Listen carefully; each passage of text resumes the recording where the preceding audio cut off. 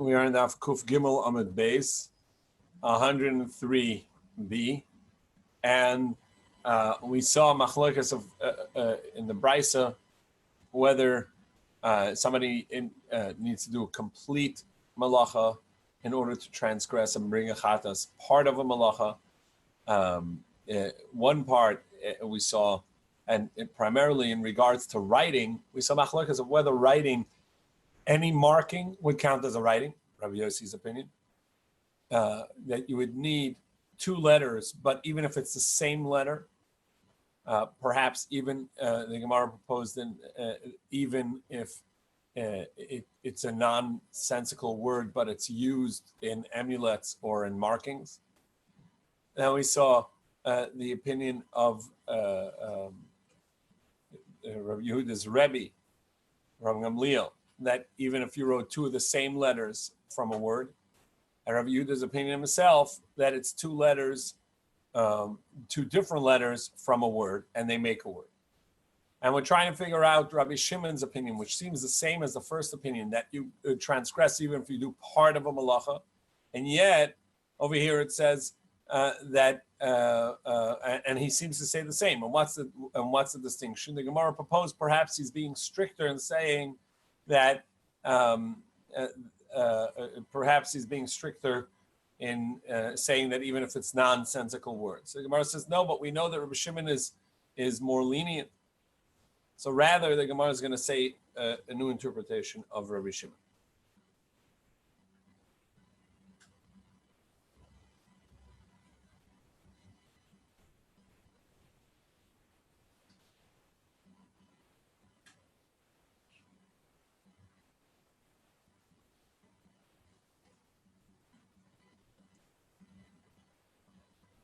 Ella, Rabbi Shimon ha'asa lashmina. This is the seventh wide line. Ella, Rabbi Shimon ha'asa lashmina. Yichtav es Hashem kula. That you have to write an entire word in order to transgress and bring a chatas. The Gemara says that doesn't work either, because he said me'achas, of one of the sins, which tells us that you don't have to do the entire thing, entire transgression. Even if you do part of it, it's going to be a transgression. What's that case? The Gemara says, can you really say that Rabbi Shimon means that you have to write an entire word? But Tani, we learned Rabbi Shimon says, va'asa achas, if we would say, and he did one of the sins, yachol ad sheyichtav es Hashem kulei, perhaps he'd have to write the entire word. Talmud loima me'achas. Therefore it says of a one, which would mean that he doesn't have to do the entire thing. So how can you say that Rabbi Shimon means that he transgresses only if he writes an entire word? Tritzvei mahachi. So we're going to have to say the Brisa means this. Yachol ad sheyichtav es hapasek kulei. Perhaps you're only going to transgress and bring a chatas if you write the entire. If you write the entire pasuk, entire phrase. Talmud loima me'achas. Of the entire thing tells us that even if it's not an entire phrase, it's one word. Rabbi Yossi, however, he says, it says that he did one of them, he did these. Well, it says me'achas me'ena, but he did one and he did these. So one is a singular. These is plural. So what is that? Sometimes he transgresses and he brings one chatas offering for all of the sins, and sometimes it'll be one for each. So what's the basis? What's the understanding of Rabbi Yossi of this pasuk? Achas me achas heina me heina. He says the word achas would be sufficient, and it says of one. Heina is plural, and then it says of the plural of these. That tells us that there's one that's many and many that's one. Achas, one alone, Shimon. He writes the entire word that he first intended. Me achas, of the one, that's where he writes one. He writes part of the word that he first intended, and it is in and of itself a word. Shem mi Shimon. Heina, these, of us. Those are all the 39 principal malachas. Mehena of these, told us these are the subcategories within each malacha that they are similar to, but not exactly the same, and a subcategory, and so it's of these, something like them. Where do you have one that's like many? Zadin Shabbos, where you know it's Shabbos, Vashigas Malachas, but you forget each individual malacha that you did, you forgot that it was prohibited on Shabbos, so therefore you bring a chatas for each one. Heino Shehi Achas, he did a lot of things that was really one. Shiga Shabbos, where you forgot that it was Shabbos, but you knew on Shabbos you're not allowed to cook and grind and harvest, etc. And you did all of that to make your bread, thinking it's Sunday, but it really was Shabbos. So there you're going to bring one sin offering because the lapse, the ha'alama, is in one thing alone.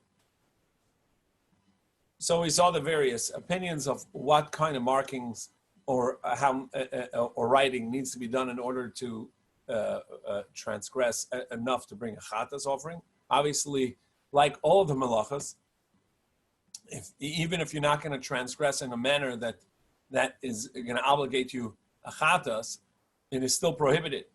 There's a oraisa prohibition in doing the malacha, and even if it's a chatzi shir, we know from the Gemara chatzi shir asam in Torah, even part of the measurement is prohibited from the Torah. So writing one letter, or all the other things that we saw measure for you, doing part of that's also going to be prohibited.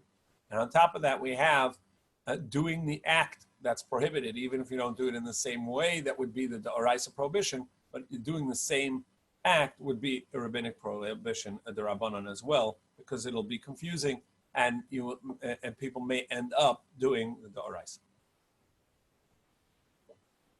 The Gemara now goes into a technicality in writing shem mishimon.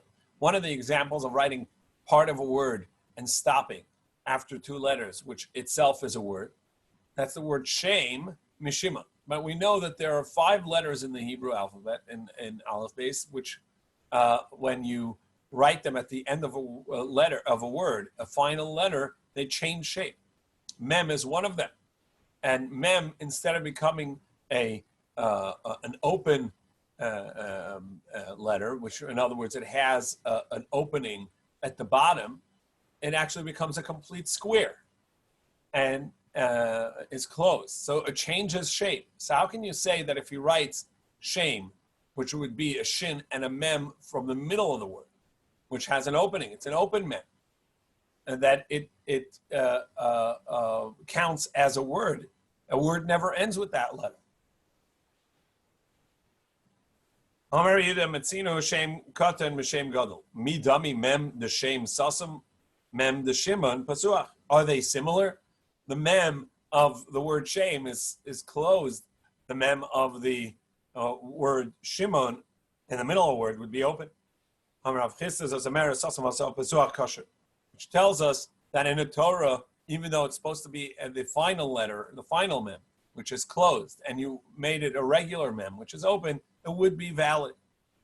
So we have a contradiction. We're going to have a whole bunch of invalidations in the forms of writing, which includes using a regular letter for a final letter, or vice versa, and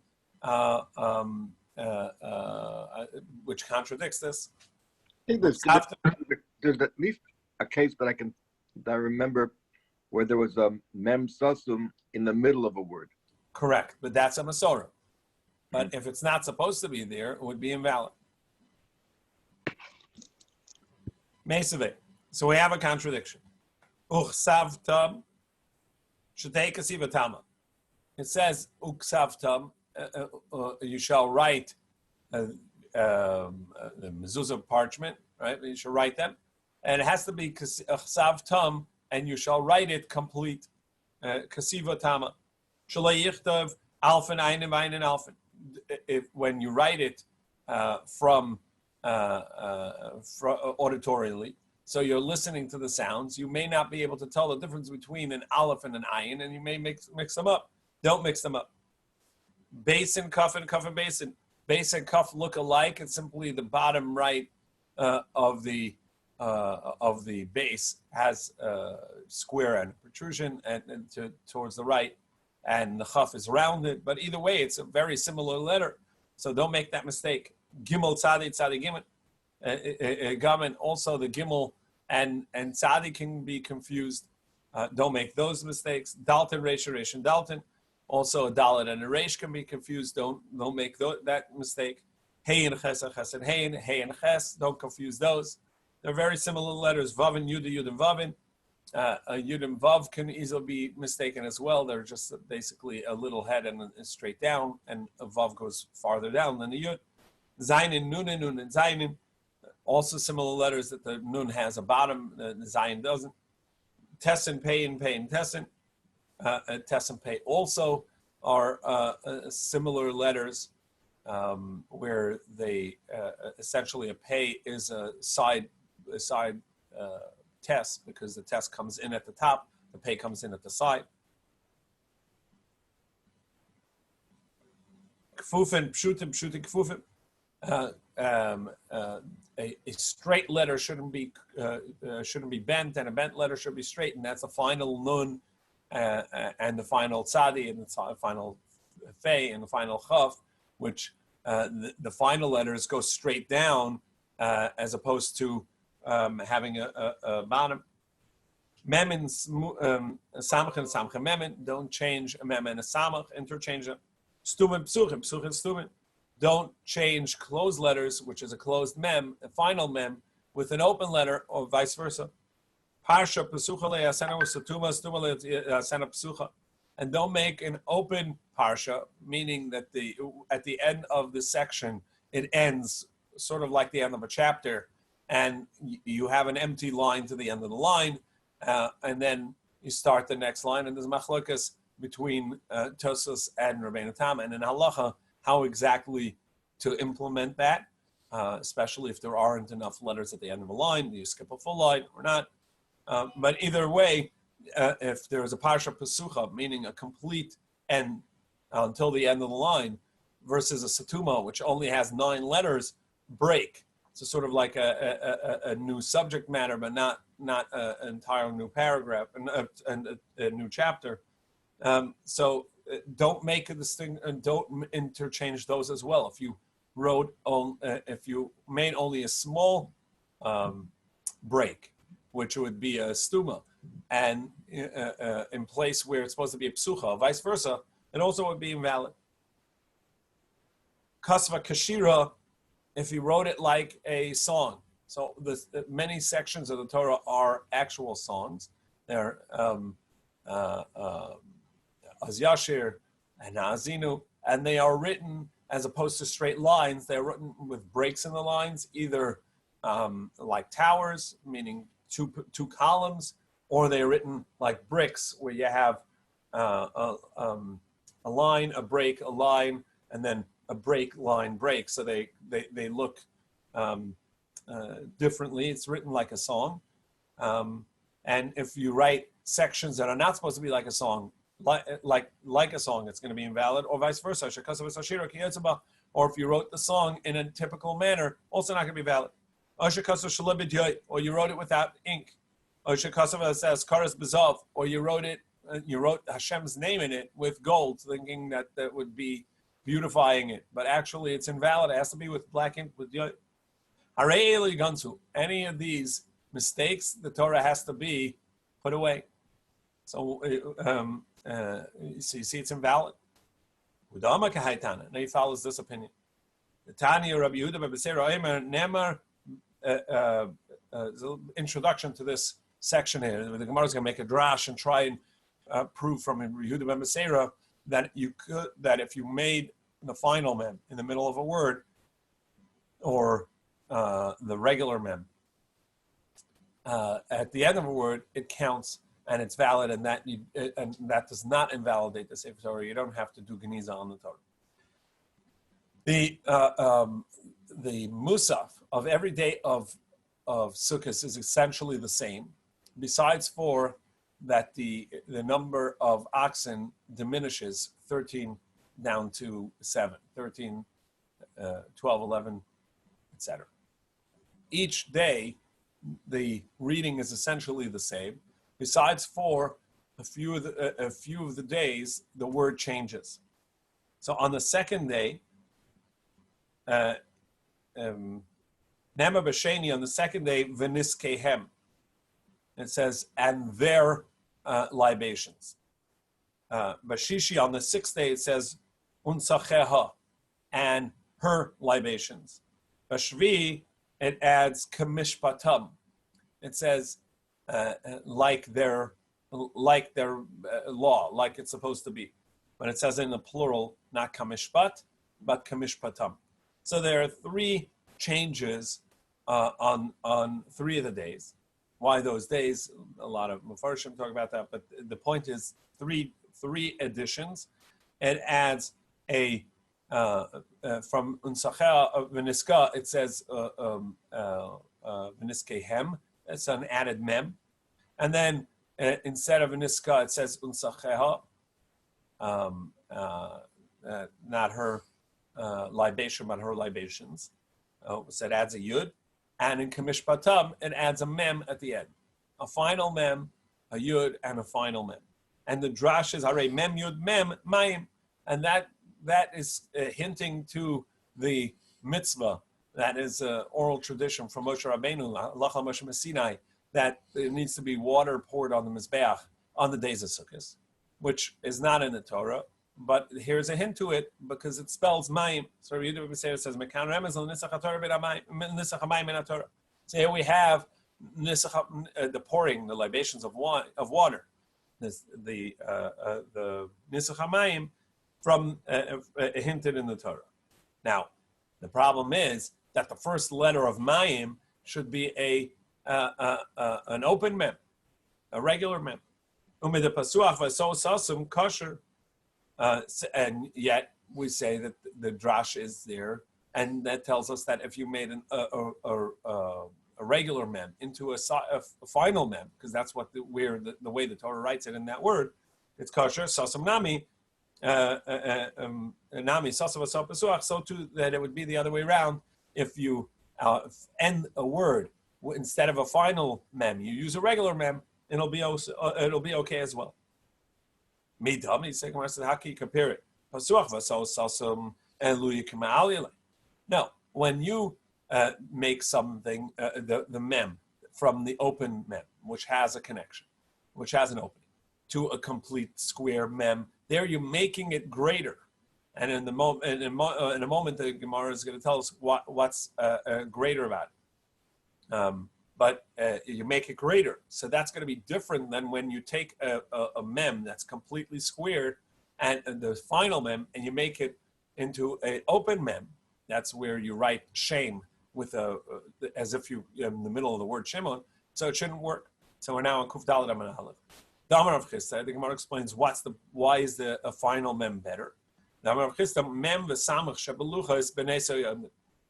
That because the mem and the samach within the luchas, the tablets that Moshe brought from Har Sinai, they actually were a miracle. Because as the Gemara is going to tell us now, the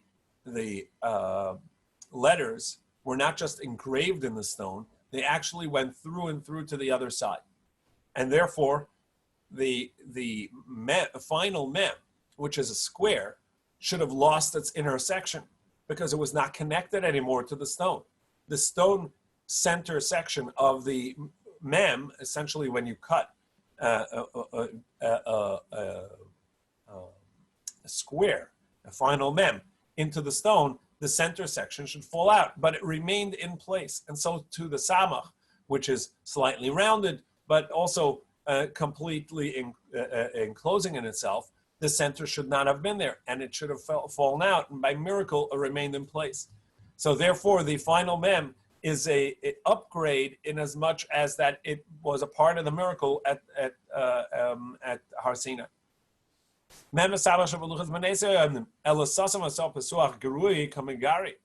if you have a final mem and you use the regular mem instead, the open mem, so then you're actually diminishing it because you're removing that miracle.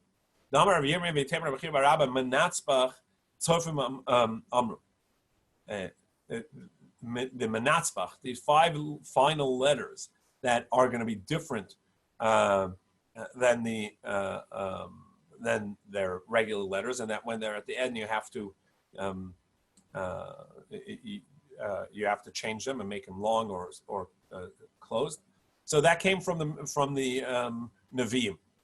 V'tizbar, I think Gemara challenge it says v'aksiv eila ha-mitzvos. Can't be it came from the Nevi'im because it says these are the mitzvos, these are the commandments, and no more. She'ein hanavi r'shoy l'chadash davar mi'ata.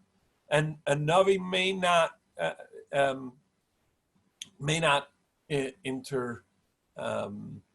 introduce a new mitzvah.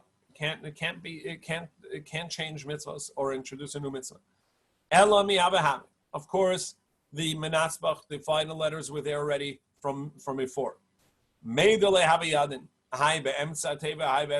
But they forgot which one is at the end and which one is in the middle of the word. And the prophets came, the Nevi'im came, and they reestablished it. They established it. The Gemara says they can't establish that either. They cannot be that they established that either. What it means is that it was forgotten by the people, and the Nevi'im reintroduced it, reminded them of what was there originally. But of course, the Nevi'im cannot establish something new. In any case, the mem already at the time of Har Sinai was a square, and it was a miracle. The mem and samach were stood as a miracle. From the front, you read it straight forward, and from the other side, it was read backwards. So the word navuv would be vuvan, and bahar would be rahav, and saru would be varas. So it went straight through to the other side, and you could see through from one side to the other. And if you turn the stone to the other side, you would read it backwards. Amalei Rabbanan Rabbi Levi. Rabbi Levi, now that we went through Aleph Base, we're going to see various drash on Aleph Base that some young students in the Academy of Rabbi Levi came in and taught. And to understand this, we have to understand that there's a system of gematria, which essentially is various forms of combinations of the letters. We have the Aleph Base in the order, and then we have a system called Atbash, which is the first letter. Instead of Aleph Base in order, the Aleph corresponds with the Tav, and this, which is the first and last letter, and the base corresponds with the Shin, which is the second letter with the second to last letter, and the Gimel with the Reish, which is the third letter with the third to last letter, etc., until you get to the middle. And then there's a system of dividing the Aleph Base in thirds, and the Aleph will correspond with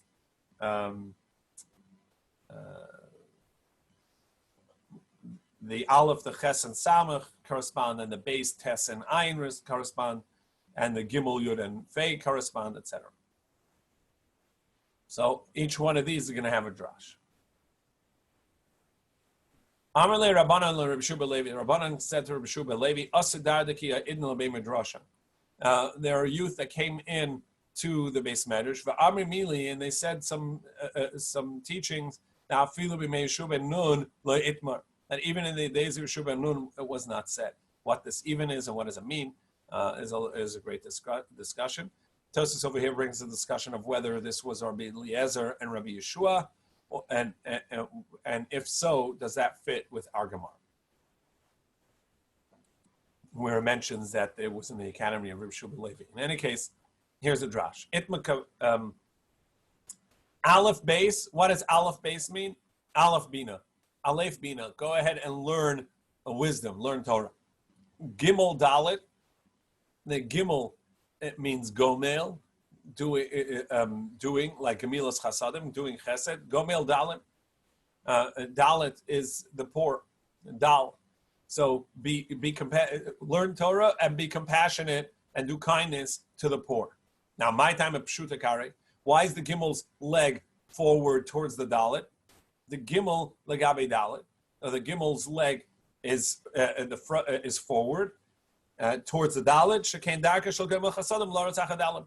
Because somebody trying to do Chesed is going to step forward towards the poor, run after those that need it.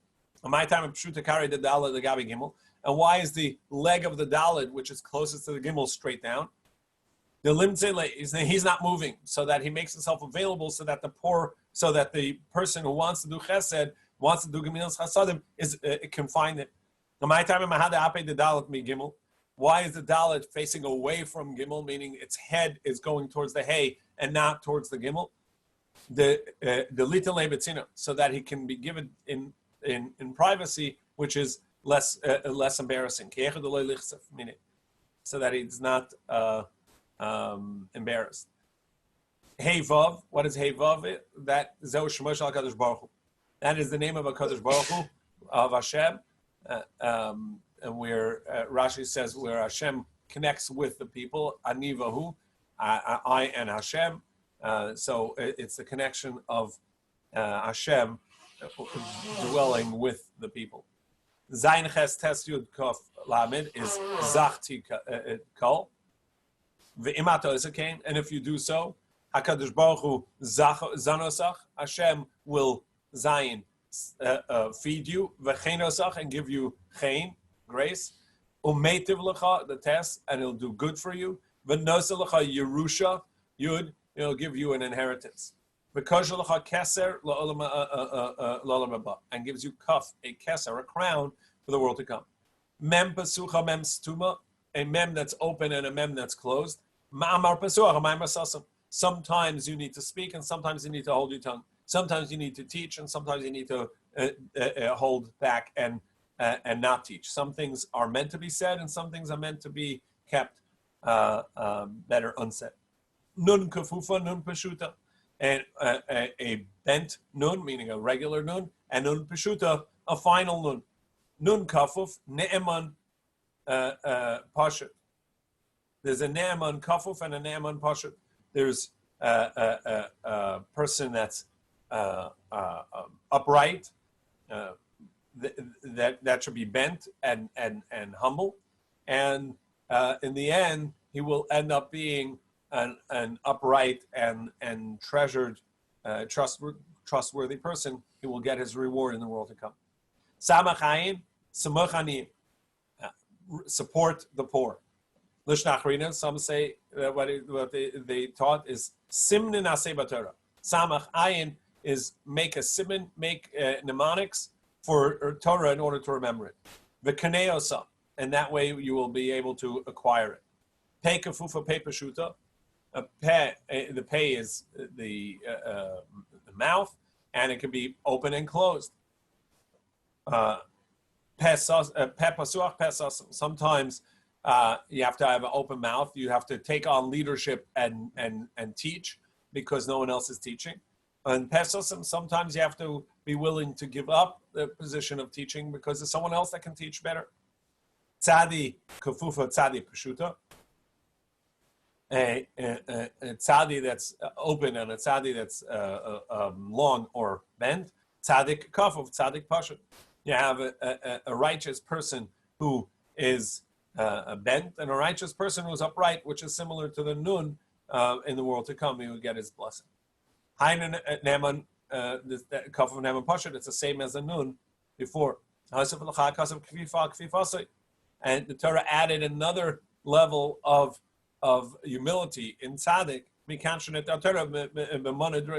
We see that the Torah is given to those that show tremendous humility and reverence to Torah and Hashem. Kuf, Kadosh, Reish, Rasha.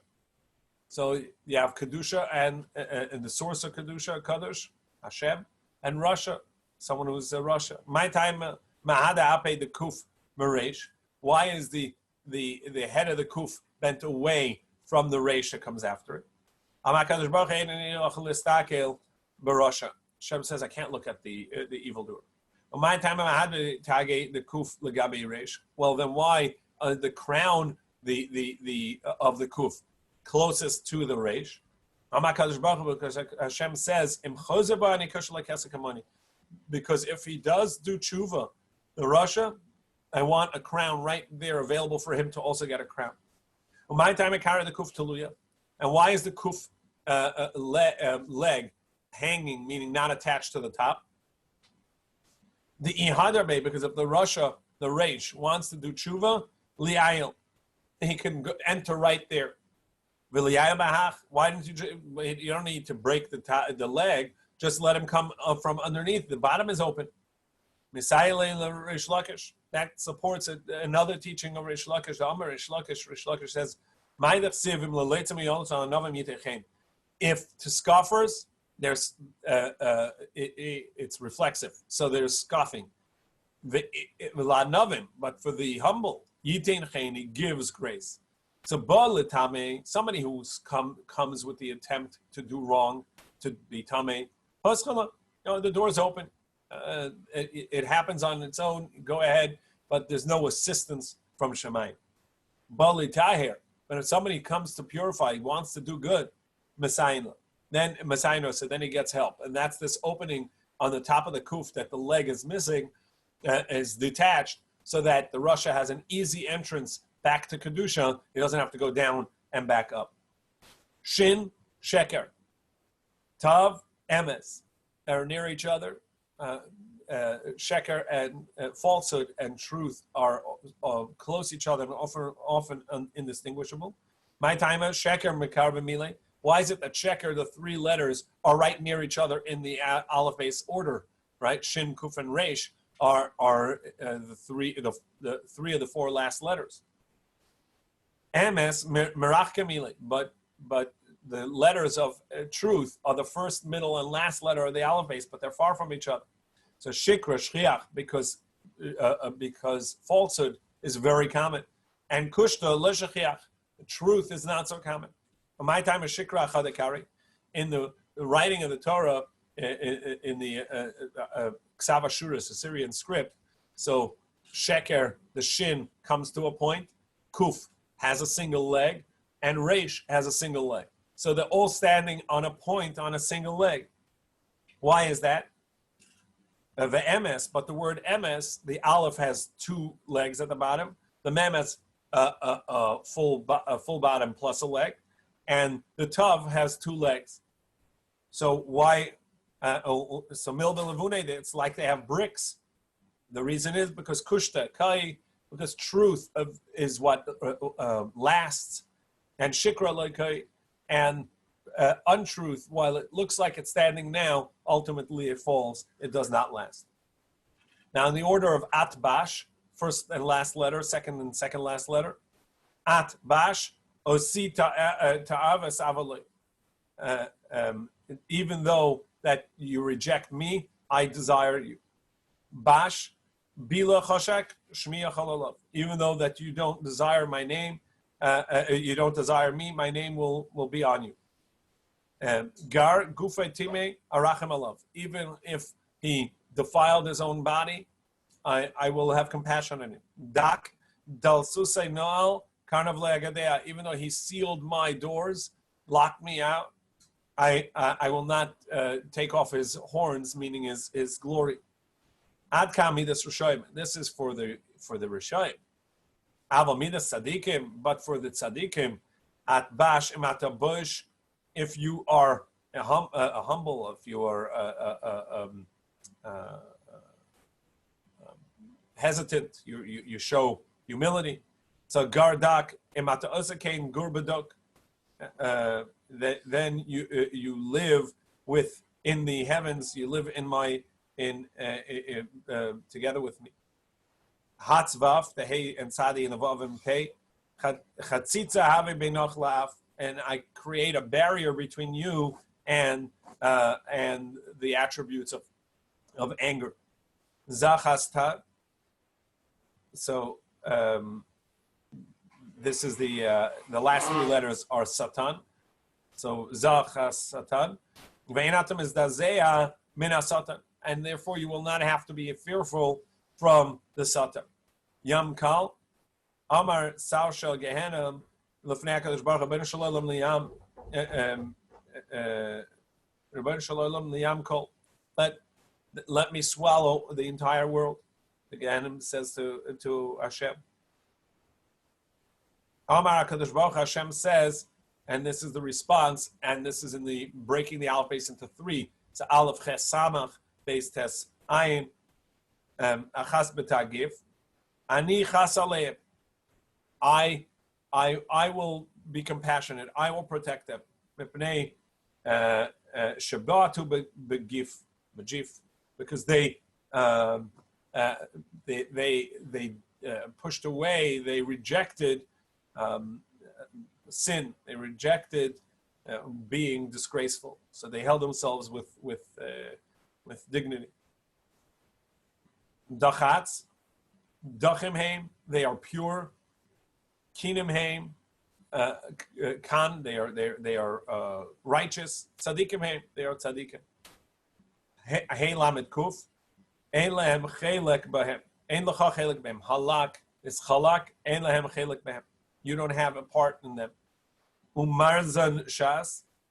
Oh my God, Lefnei HaKadosh Baruch Hu, Gehenna said it before Hashem, Rabbeinu Shel Olam, Marezinini Mizar Shel Sheis. So then at least my master should feed me from the descendants of Sheis. Amalei Albam Gandas Lehechan Alichem.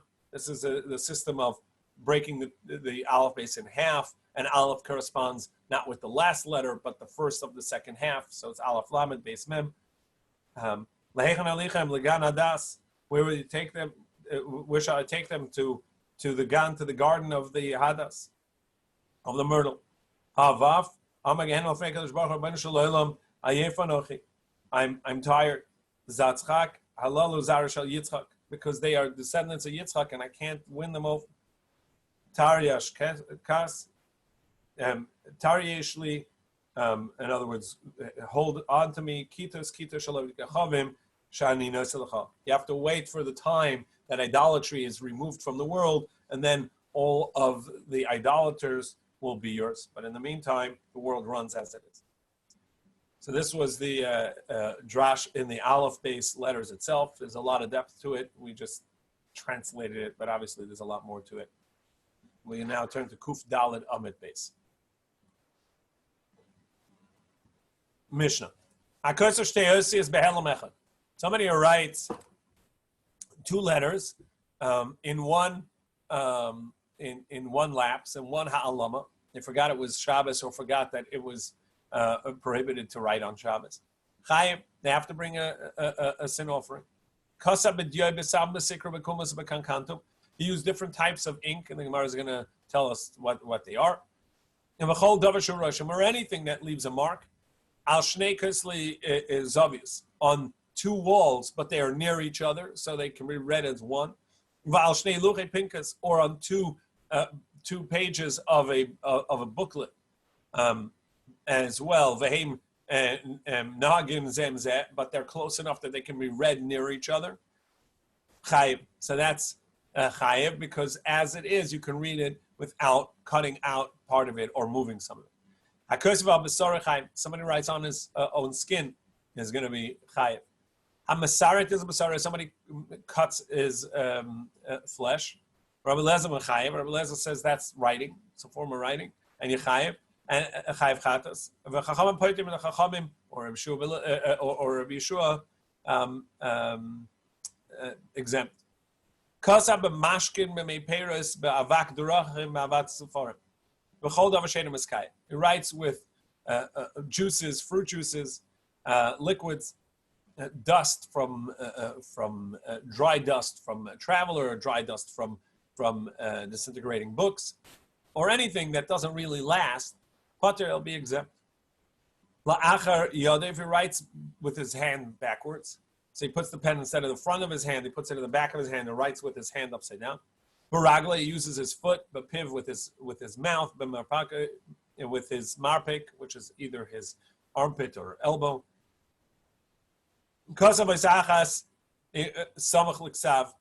If there's already one letter written, and he writes one letter on Shabbos next to that letter, so now there's two letters next to each other, but he only wrote one. Because of Agabi Ksav, and he writes on something that's already written, and he's rewriting it either so that it does, the ink doesn't evaporate, or the color, the pigments don't go away, or so that it's clear what he wrote.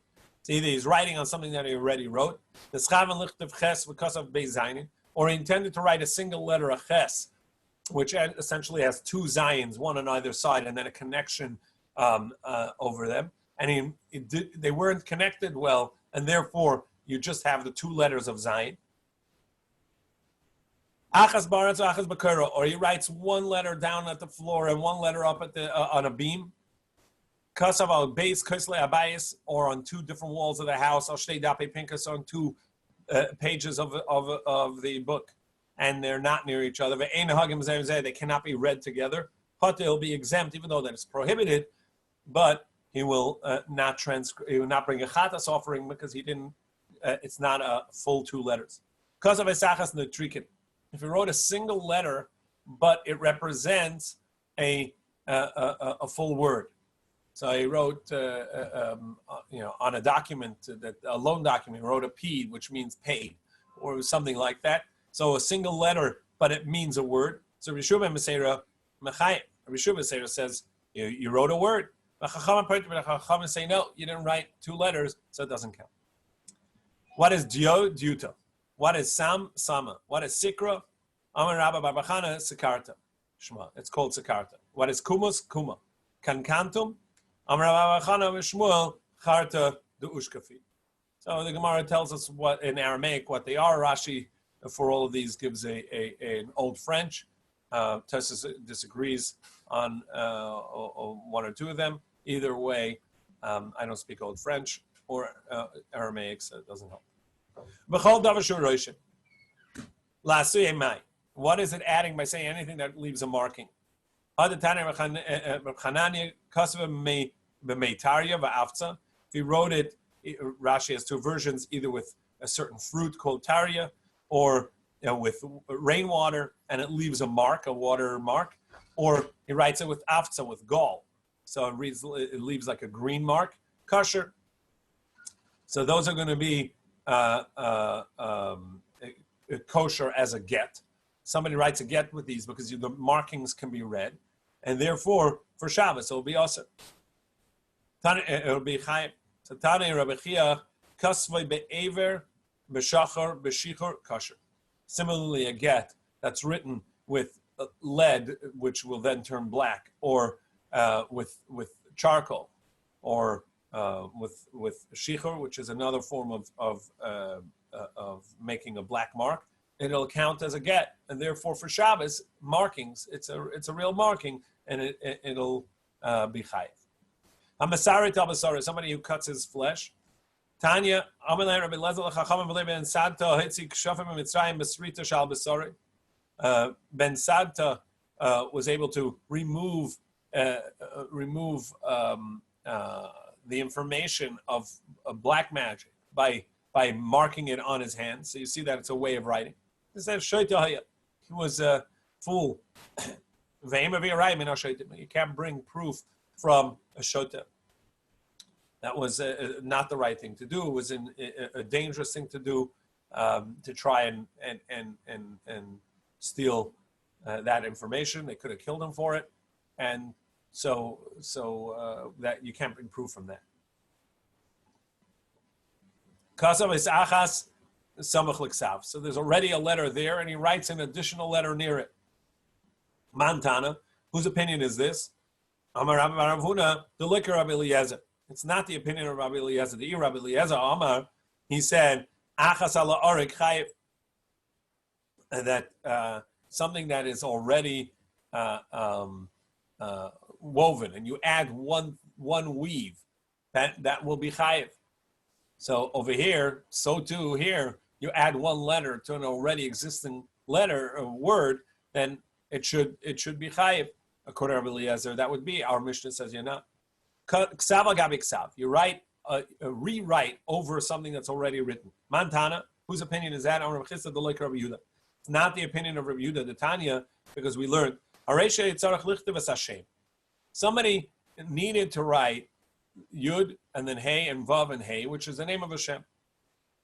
But mistakenly misread what he was reading from when he was trying to write, and misread it as the word Yehuda, which is the same letters as Hashem, just a Dalid as the second to last letter. So he misread it as Yehuda. So he's saying, okay, I got to write Yehuda. And then he mistakenly left out the Dalit. So he wrote it correctly as the Yud, the Hey, the Vav, and the Hey, Hashem's name, but he didn't actually intend that. He was intending to write Yehuda. So he never intended to write Hashem's name, but he did. And that's what's supposed to be there, Hashem's name.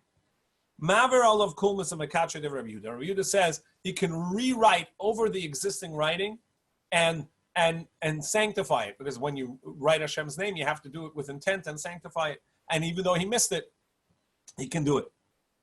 Redo it. The Chachamim say, no, that doesn't count, because originally it was not intended and he's just rewriting it. That's not going to be enough. So to in our Mishnah, for Shabbos, Rabbi Yehuda is going to say rewriting counts as writing, and therefore it's going to be chayiv. And the Chachamim are going to say rewriting does not count as writing. It's already written there, and it won't be chayiv on Shabbos.